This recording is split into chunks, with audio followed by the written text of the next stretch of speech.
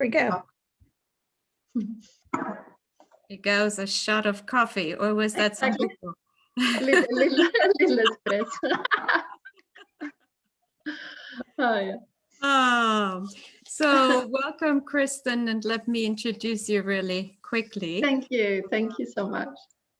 So Kristin is the global leader for women and the founder of WIN International, or Global WIN, which stands for Women International Network. For me, it stands also for Women Inspirational Network. Yeah, that's true. Yeah. So thank you for making time on your very, very busy schedule, because you are all over the place. And let me explain really briefly what WIN is all about, and we will then hear from you more about you and the organization. But Wikipedia says, yes, the Women's International Networking Conference, the WIN Conference, which you founded, is a women's networking conference. It runs annually in capital cities in Europe. The focus of the conference has been women, female empowerment, and leadership. The Guardian has described it as a part of a trend they named sisterhood. It is one of the largest conferences of its kind, according to the Financial Express. Yeah. So, and I had the pleasure of attending. I've been following you all for a while, and recently I attended one of your sessions, your online sessions, and I was so struck by the warmth and the authenticity, and especially also the focus that you bring to your work. And that takes us straight to our first question. What led you to develop WIN? And you can expand a little bit also on your story. Yeah. To bring that in. So first of all, thank you, Anita, for the introduction, and thank you for the invitation, also to John and all of you here. So yes, it's an exciting time, and it's exciting also to think about when I started WIN and what led me to doing that, because it's already quite some time ago. But I grew up in Norway, and then in a time where there was already quite a lot of egalitarian sort of behavior in my country. And I had a female prime minister of Norway when I grew up and I was in high school. And I think I always thought that, that I can do too, if I just wanted to, okay? And so I had that with me. And then I started to travel the world, and I realized it wasn't like that everywhere. So that was one thing in the back of my mind. So I lived in Italy for a long time. I started working in banking after an MBA, and that was very, very interesting. But somehow I had this feeling that wasn't anything to do with the job itself, the content of the job. But there were times I felt there was something in the culture or in the context that made me feel like a little bit of having on a straight jacket. So I left the bank and I started to travel around Eastern Europe doing projects for the European Union in many different countries. And I remember also precisely sitting in Russia at one point, and at that time many people wanted to get out of there, and it was not so easy. And I sort of became aware of my, in some ways, privilege also, that I can travel wherever I wanted or do almost whatever I wanted. So I had this sense of, I was lucky that I had freedom. As a woman or as an individual, really. And back in Milan, where I lived at the time, I was also very active in a global women's network, a local one, and which somehow was part of, like, almost like a family for me. I loved being part of that. And one day I said, okay, let's start a conference, because there were sort of in some ways three things that led me to that. One was this seeing the world as I traveled, and how many women didn't have the freedom to choose for themselves. And it's not even all men either, but that was sort of one of my drivers, and how unfair I thought that was. And then when it comes to also having worked in corporate life, I started to wonder, why couldn't we be more included, whether you're a woman or man or young or old? But because I had probably felt I didn't fit in, not only because I was a woman, but at the time also I was young and you didn't have a voice and nobody listened to you. So there were things like that. and I had also this, I felt I was in the wrong place. There was something wrong with the culture. So that was one of my things. But I also, besides this feeling of the world needs to become fairer to everybody, and so does the workplace, it needs to be more inclusive, I also had this experience of a smaller network that I was a part of, how much being in a context with like-minded and like-hearted, let's say, people gives you a support to do more things and take more risk as well. So that was in some ways this sisterhood that I thought, let's expand on that, and let's make more out of it. And also, so I got this idea of this conference, and I said it around a pizza table situation after a meeting with some friends, and I said, let's do a conference for women. And some of them said yes to join me. And I'd also been at another event recently where I'd shared this dream of doing something, and everybody had sort of supported me. And so I want to say that there was a couple of things in the world that I thought was unfair and that I was angry about. And then it was also this joy and inspiration of being with supportive people. So I went ahead, and I couldn't have gone ahead unless there were other people saying, hey, you can do it, and not now, they do it now, not sometime in long far away. And the idea was to prepare people for the future, particularly women, by looking at what's happening in the world, what are the global trends, how can we prepare ourselves on the bigger scale of things, and how can we become active in creating the workplace of the future. And also individually ask ourselves, who do I need to be? So that's why we had a lot of hands-on workshops, and everything from personal development to communication skills to how to handle our finances and self-worth now recently with John. And so, and after a little bit of a while, I started also to look into deeper topics, let's say. But what led me to do it was what I just said. Unmute myself so I can. Thank you so much for this introduction. I think it really, I find it very inspiring. So, and for other women as well, including myself. But maybe you could describe a little bit more in detail what WIN actually does. Yes. So from that moment when I started WIN on a kitchen table as volunteering, basically, we started to explore. I started to do it again and again a few times, and then the network started to expand because people found it inspiring and useful to come. And one lady was from IBM that had attended, and she offered a conference venue, and sort of the thing grew a little bit out of conversations, out of connecting, out of networking. And at a certain point also it got too big for me and some other people to handle as a volunteer only, because we didn't have time to do the other jobs we were doing. So I converted it also to a professional or hybrid organization with both volunteers and professionals.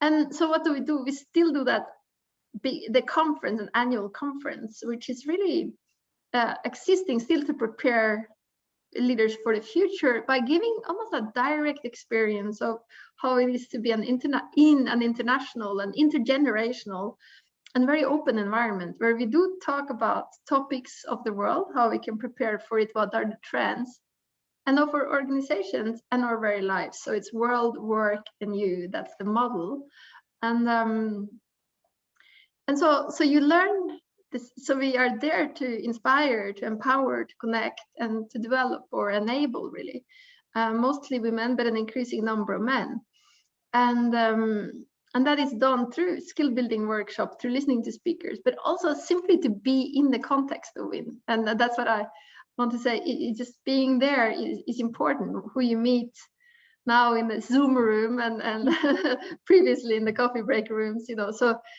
that's the most important thing we do. But we also do similar activities, maybe with even more focus on empowerment. I've been doing in Nigeria. We have done also supporting other people in doing similar in partnership in Cameroon, in Kenya, and same wise we have done events in India and in Japan. And depending on where we are, sometimes the events are a bit more training and development and empowerment focused, because that's what's needed in those countries.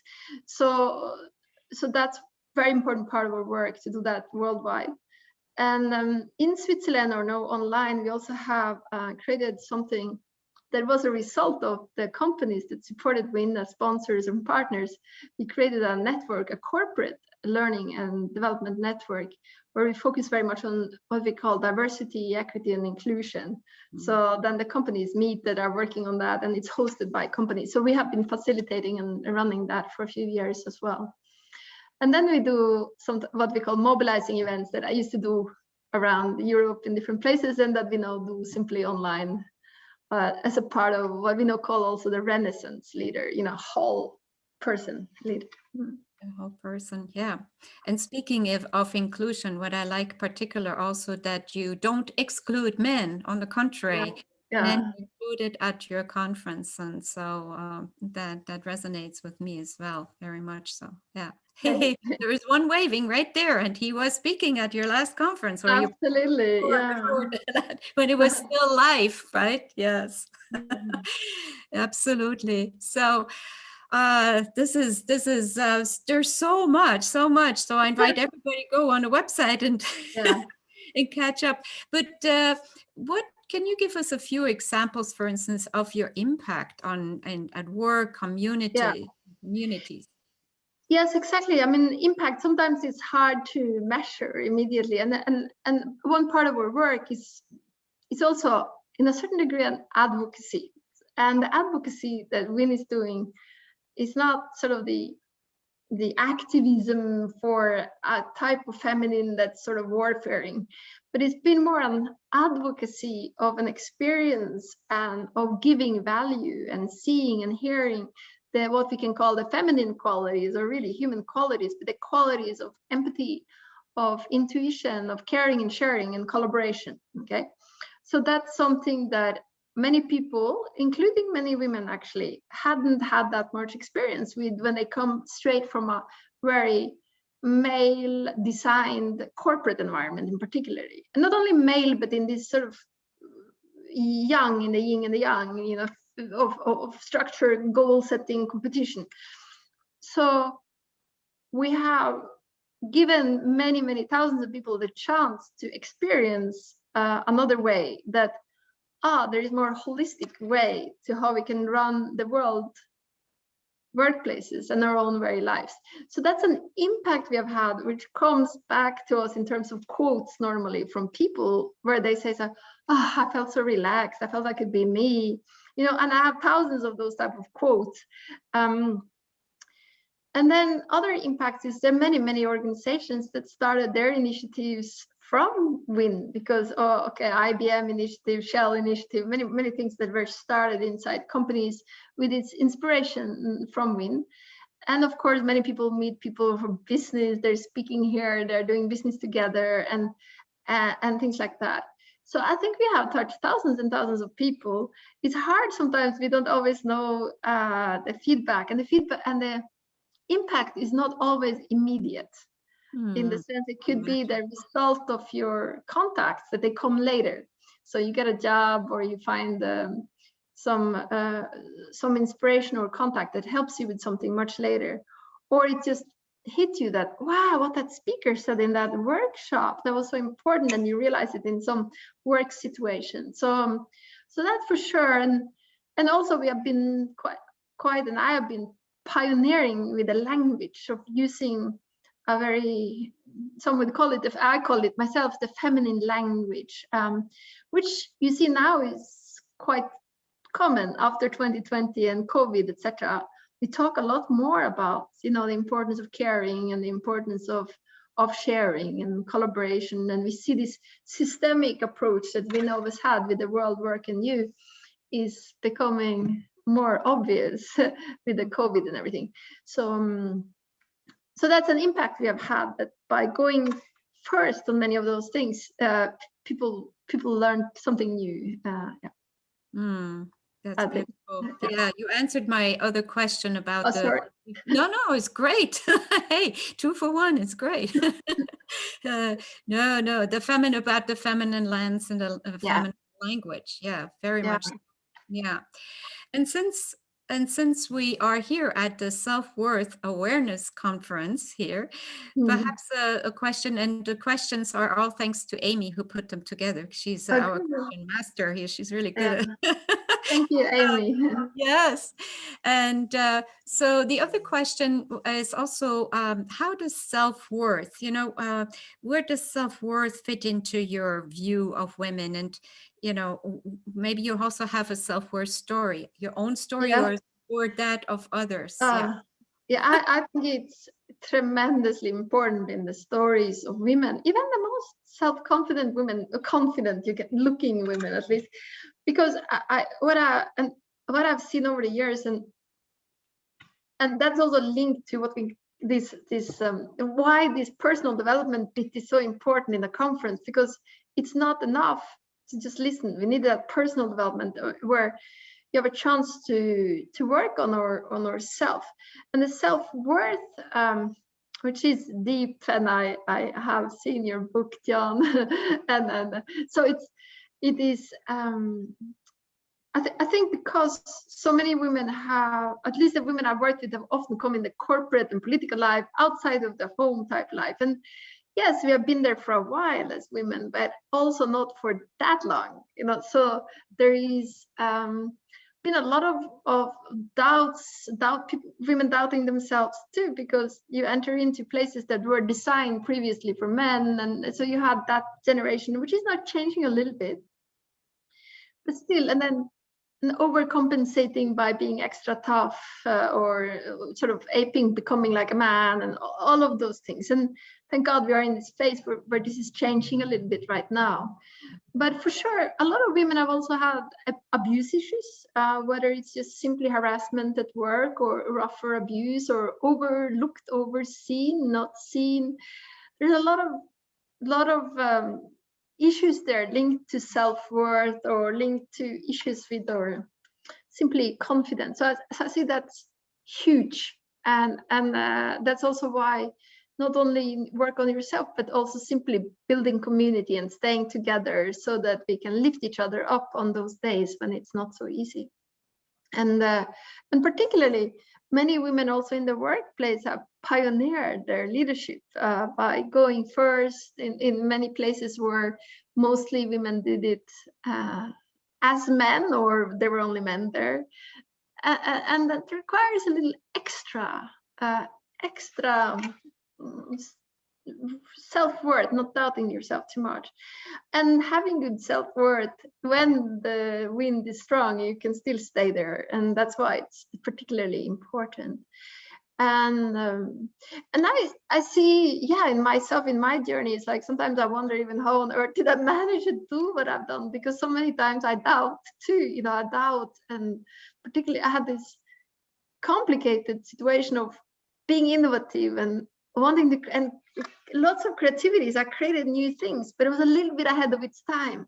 And then I doubted myself. So then sometimes became conflictual, but somehow still, and I think because I had inside relatively good self-worth from my family and where I came from, and also having done what I could to surround myself with people also relatively supportive. But that's something you have to be active on, I think. And then also working on myself a lot. It doesn't come on its own either, but it's I think it's a very, very, very big topic.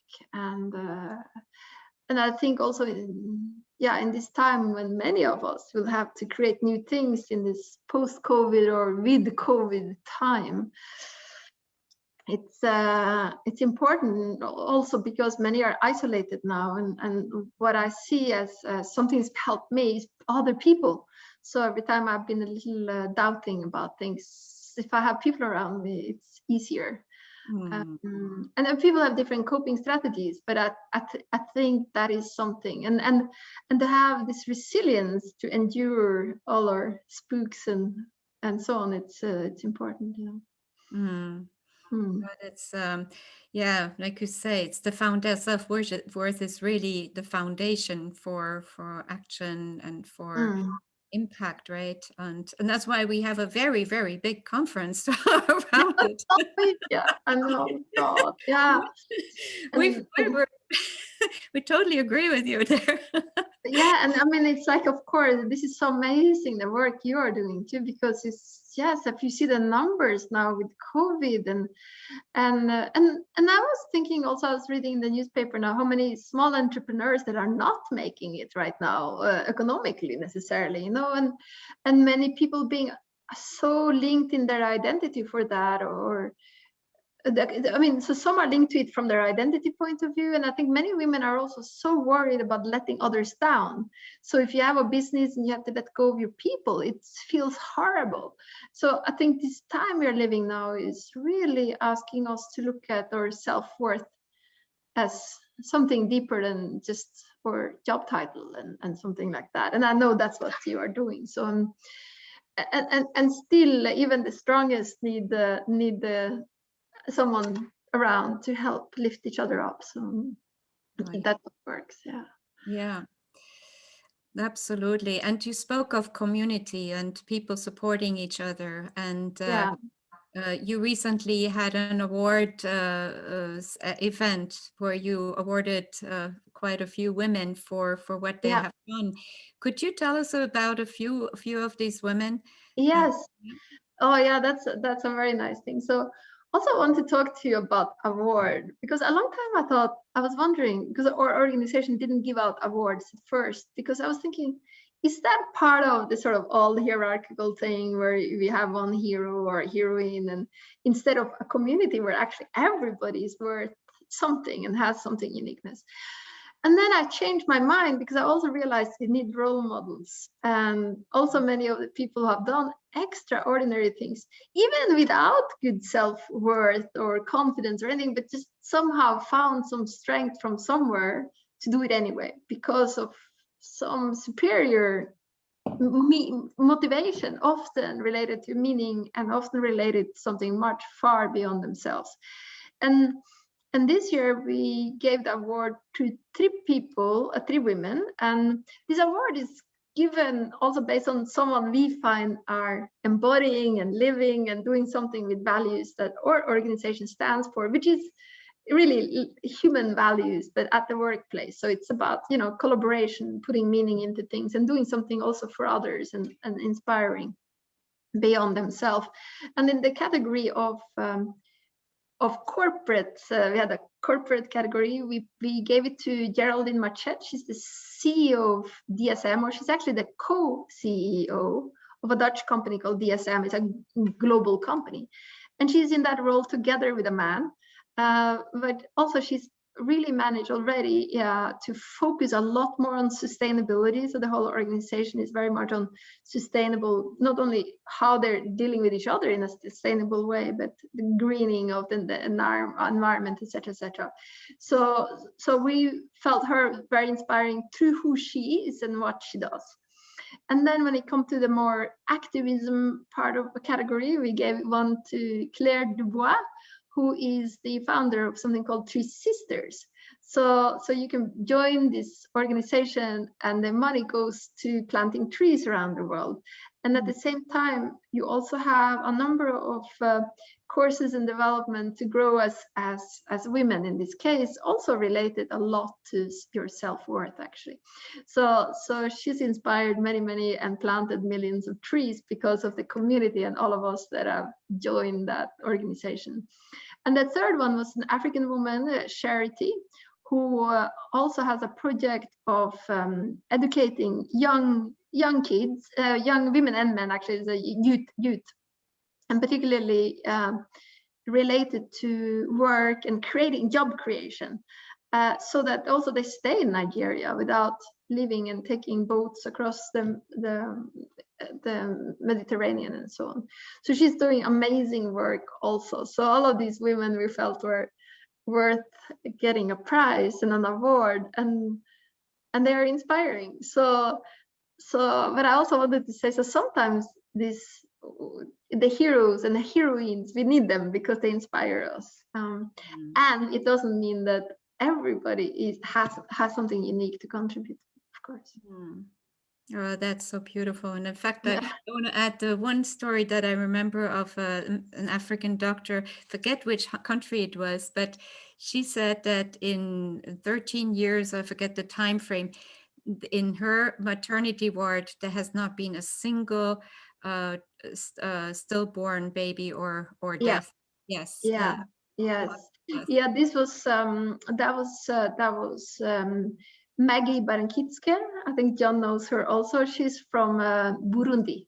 Ah, Burundi. Exactly. Yeah. But she's another unbelievable lady who has created these big communities. She doesn't want to call it orphanage. She calls it a community, and she's the mother of like 50,000 children or something. And they built a Oh my hospital. God, can you imagine Yeah. that? Yeah. They are these women around, and so at Win, I get hold of them somehow, or they come to us, or someone I know somebody, and then many of them are there, and the most extraordinary people turn up and speak on stage and blend and stay with everybody who may feel a bit more normal than adopting 50,000 children, so it's but it's inspiring. So if you have a little problem in your little corner office somewhere, then the problem doesn't feel so small anymore when you hear of these people. So yeah. Mm.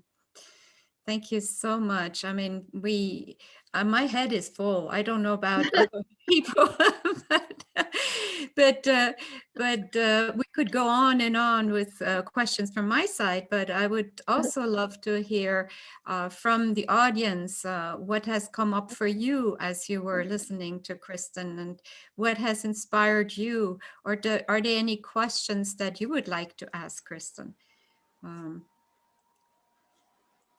So don't be shy. You can unmute yourself on the there is John already. Yeah, Good job. just to give you thinking time, I would like to tell a very brief story about not exactly the first time I met Kristin, but pretty close. I'd been introduced by Mary Farmer, I think, or Mary van der Boom, as she was called at that time. And I forget which, I mean, this is about 15 years ago, so long before I got anywhere close to self-worth. So visualize this young, young, whatever guy, still very much in self-esteem mode. And I go in the door of the hotel. And as I explained to some people yesterday, I was a very nervous presenter for a long time. And I turn left and I go down the elevator, down to where the main WIN conference is happening. And as I go down the elevator, there is this sea of color opens in front of me with, 200-300 women congregating there. And I have a near panic attack on the elevator because I'm in self-esteem mode, right? So I have to go in and impress, a workshop or whatever the following day. And I end up having, as I realized afterwards, the same experience that women have all the time when they go into male-dominated settings, which are often considerably less welcoming than the astounding welcome that I got at WIN. While that feeling disappeared, it was one of these landmark experiences that stayed with me, that opened my eyes to the fact that privilege is invisible. Yeah. It's only visible from one side. You don't see it from the other side. And so that was one moment of aha, the world looks different from the other side of the glass. And at around the same time, my daughter was going to university, and I suddenly began to see the future and the working world through her eyes.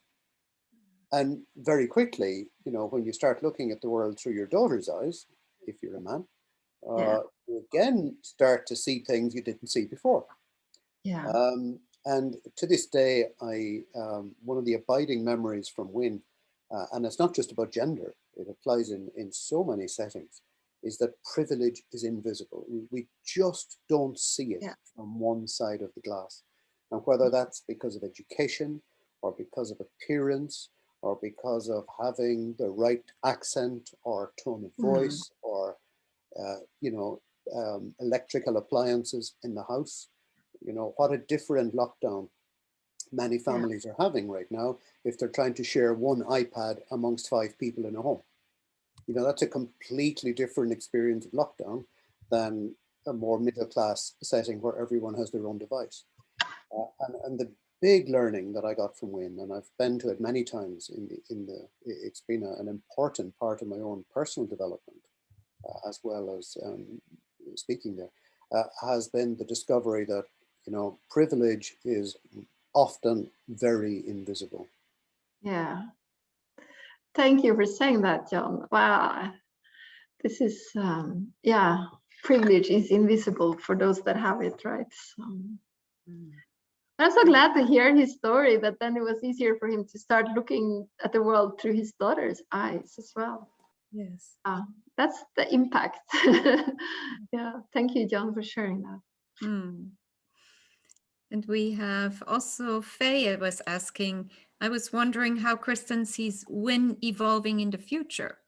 Yeah, it's very interesting question, and what we are trying to do now is to get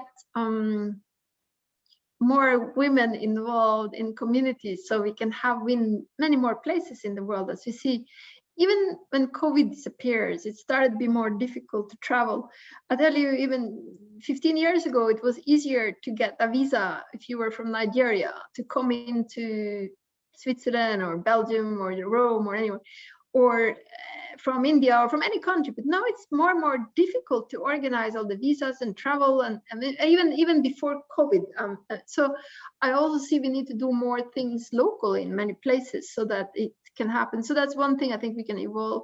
And the reason why it can in some ways spread more now is because the consciousness of there are more women and men who has the awareness of what is needed to create the inclusion and what's needed to create a more balanced future. While in the early days, many people didn't see it and didn't hear it and didn't acknowledge it, even if they were women, but because women also had grown up in sort of patriarchal structures and thought patterns in many, many countries. So I hope we can continue to be on the edge of evolution, to put it this way, because we've always been a little bit ahead of the game. I hope we can continue to do that, and also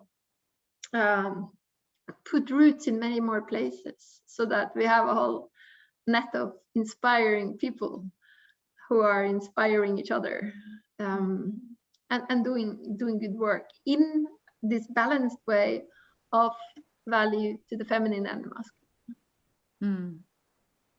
Thank you. And Zoom actually has made it easier to inspire each other, I must say, because it makes it more accessible, your conferences or whatever events you have, at least the smaller events. Yeah, so that's this is true. And so in one way we can also do online, and it becomes more global. We had the recent also event Anita came to, and John, the whole conference. We had alongside John, there was a speaker from Australia who was sitting there in the evening when we had the morning. In the afternoon, I had Americans, I had Japanese. The whole world was calling in from Bahrain and Abu Dhabi and everywhere. So it's also a lot of positive things we do online. And of course, we like to give each other a hug and all that. And I think the time will come, or maybe we'll do more and more hybrid. So that's also coming into the future from that perspective. I see our future as hybrid, where we will do some work on the ground, meeting people once in a while, a global meeting where we meet, but combined with some sort of hybrid online thing as well. So yes, I hope so. I mean, I like to meet people also, and so happy I can be here with you today without traveling somewhere also. So it's both. Exactly. Yes. Yeah. So, and Faye also is asking now to tie on to piggyback on the previous question. Do you think the younger women experience it the same? I see real hope in India and in, say, Kenya for younger women. Yeah. I also worked a lot with younger women in Kenya, particularly. And in India, this is coming with different mindset than that of the past. At least what we call the privileged young ones that I have happened to meet. But it's privilege in the sense of being educated and so on.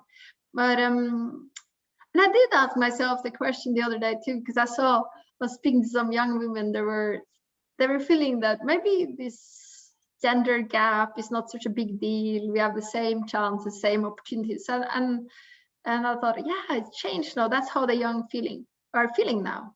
But then I thought, hey, wait a second, didn't I feel the same? Yeah, I did actually. So then I started to think, yeah, that was a complete shock. At the university, everything was equal. I felt I had the same chances as all the guys. I mean, what was the big deal about this feminism thing? I didn't understand it. Started work, I doubted myself. I thought it was something wrong with me. I never doubted that maybe it was the context, the culture, the environment, the thing. I didn't even think about that the first years of my career. And then suddenly later, I started to realize that, maybe it also has something to do with that. So I hope that's not the same for these young ladies and gentlemen that are growing up now. I don't think so, but we also have to be careful because there is some backlash and there is reasons to always stay vigilant.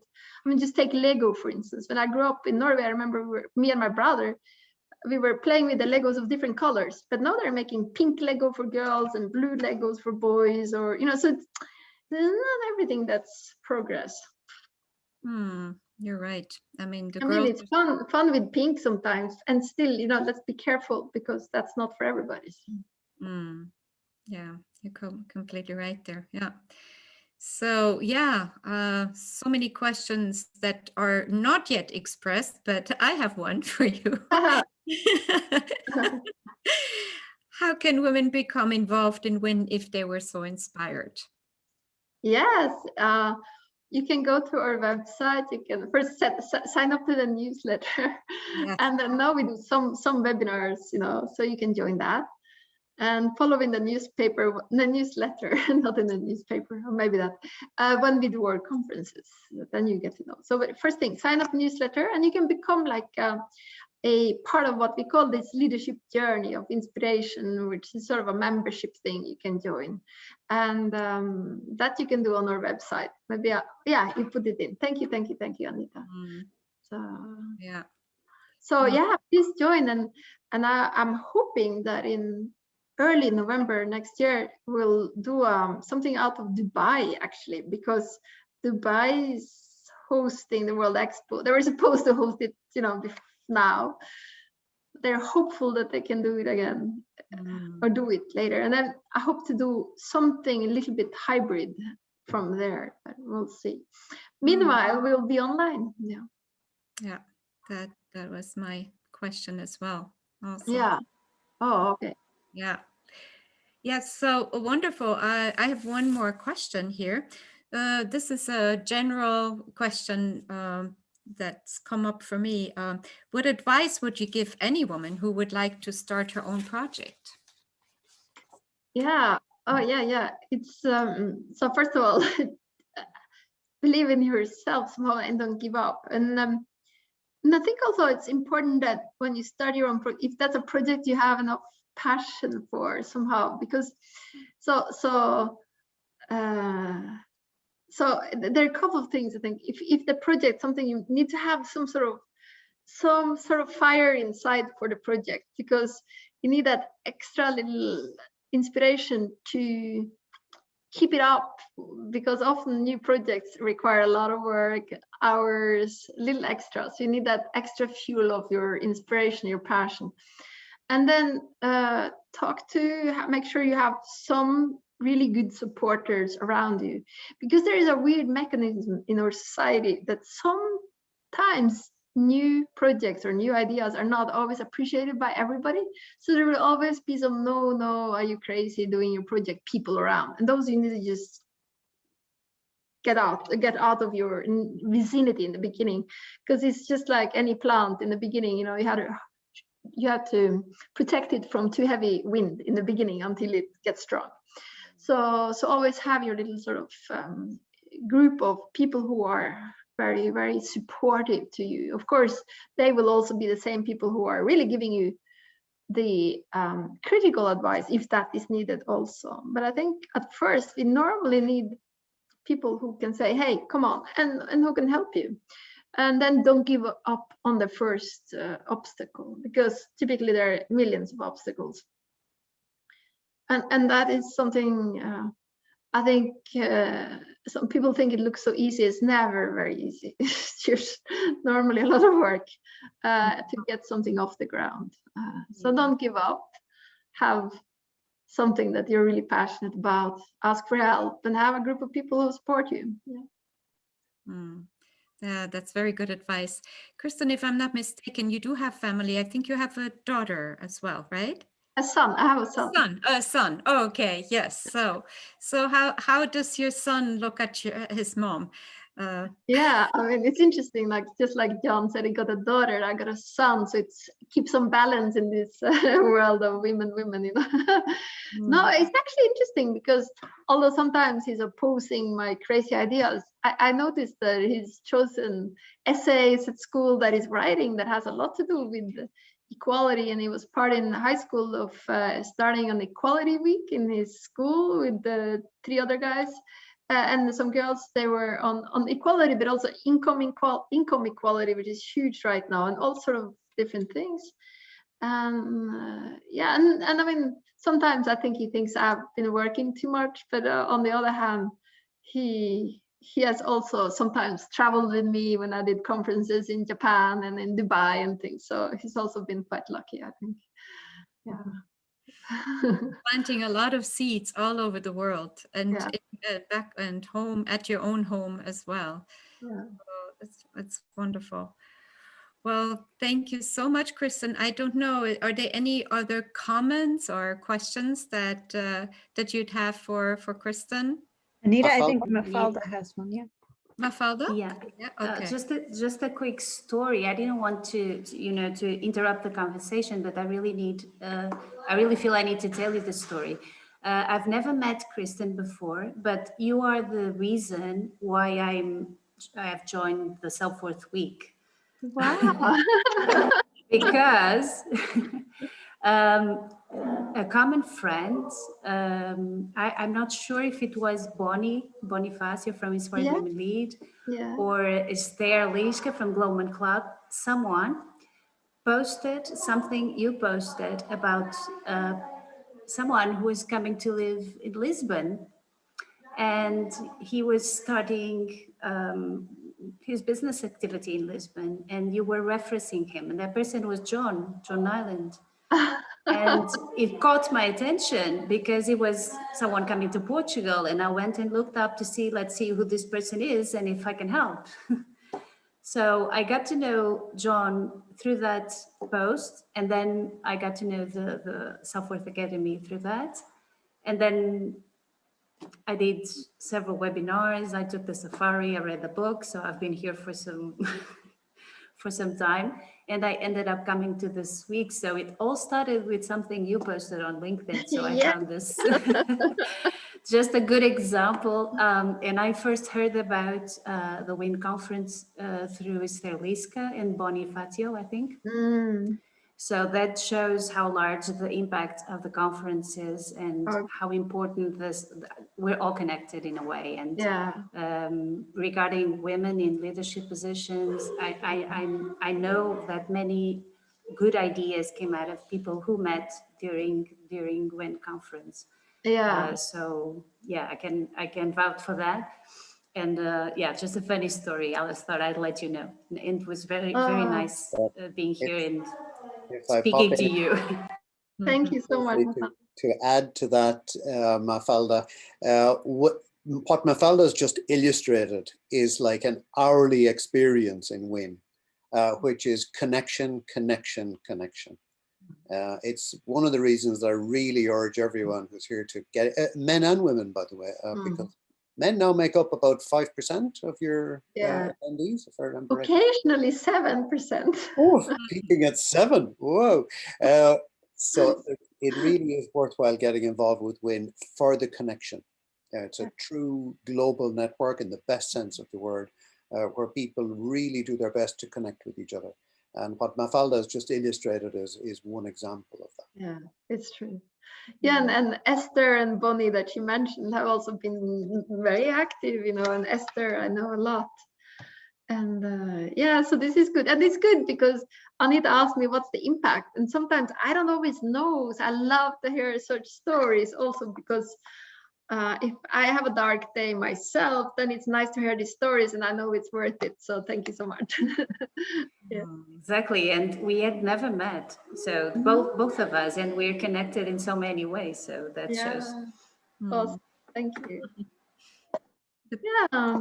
Power of connection and networking becoming ever more important. And yes, you exemplified today through your stories, and we're really grateful. And I am even more inspired to come to one of your conferences now. Not that I can make it to Dubai, but I will try. Yeah, otherwise online, but maybe in Dubai we can meet when there is the expo there. Who knows? We will see. We will see. Otherwise, I hope to do Rome in 2022. Rome, because Rome has been sort of a home base. We've had many events there. Yeah, it's my dream to do that there in 2022. And then we'll see 21 will it happen. And you're all invited to go. Everybody invited. One of them. Claudia, Kristin, Claudia. Good, thank you. Nice to meet each other. Oh, there. Hi. Nice to meet you. I'm based in Sicily, but well, if you want to come a bit more south, but I love happy to come to Rome. Oh, beautiful. Yeah. Oh, thank you. I'll come post the event holiday. Thank you so much. And Kristin, would you be willing to hang out a little bit in the coffee corner? So if people have questions they don't want to ask in a big forum, but more in an intimate setting. Yeah. For that, we just posted a link in that. So let's see, where is it? I can repost it. Let's see. Oh, copy. I think it's here. Oops, where did it go? Oops. Doesn't seem to copy. Oops, there we go. I will repost that so that you can also access it really very easily.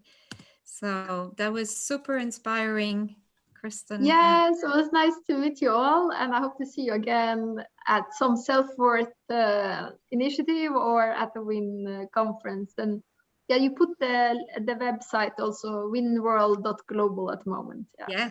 Yes. Excellent, thank you.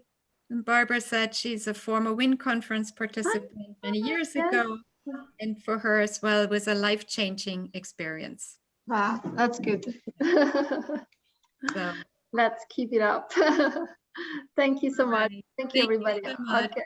Bye. Thank you, everybody. Bye. Bye.